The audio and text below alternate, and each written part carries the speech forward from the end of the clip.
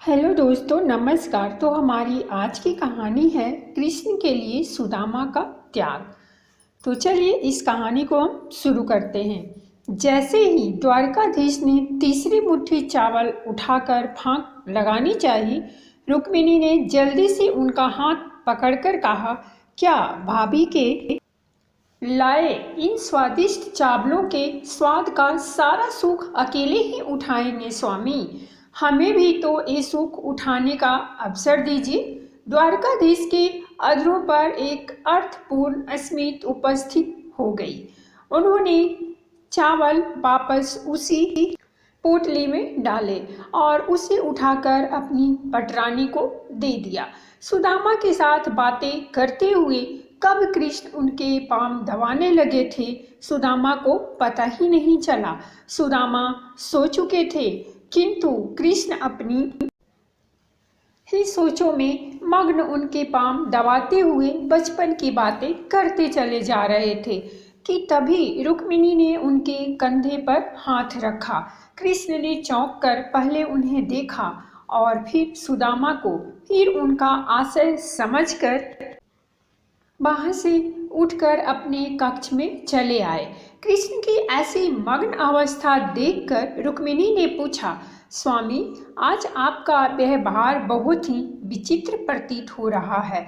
आप जो इस संसार के बड़े से बड़े सम्राट के द्वारका आने पर उनसे तनिक भी प्रभावित नहीं होते हैं, वो अपने मित्र के आगमन की सूचना पर इतने भाव विह्वल हो गए कि भोजन छोड़कर नंगे पांव उन्हें लेने के लिए भागते चले गए।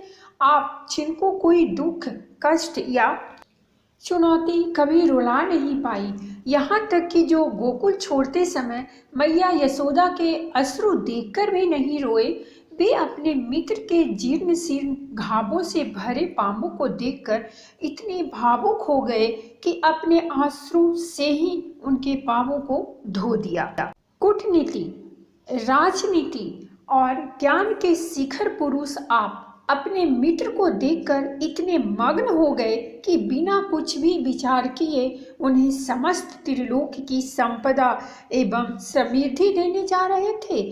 कृष्ण ने अपनी उसी आमोदित अवस्था में कहा, वह मेरे बालपन का मित्र है रुक्मिणी, परंतु उन्होंने तो बचपन में आपसे छुपाकर वो चने भी खाए थे जो गुरु माता ने उन्हें आपसे बांटकर खाने को कहे थे।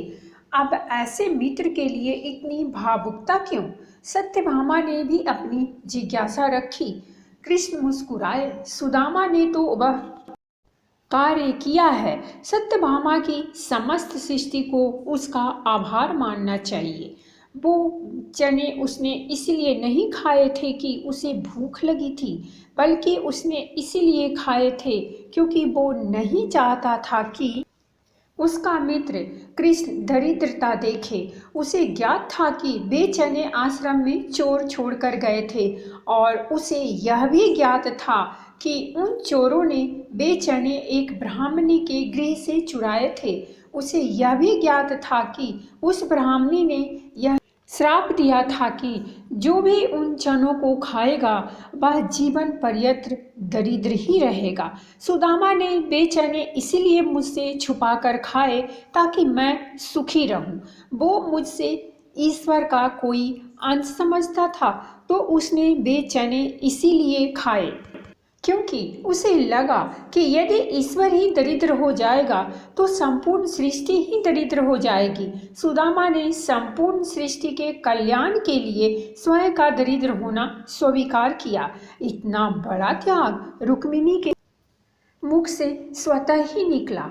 मेरा मित्र ब्राह्मण है रुक्मिणी, और ब्राह्मण ज्ञानी और त्यागी ही होते हैं।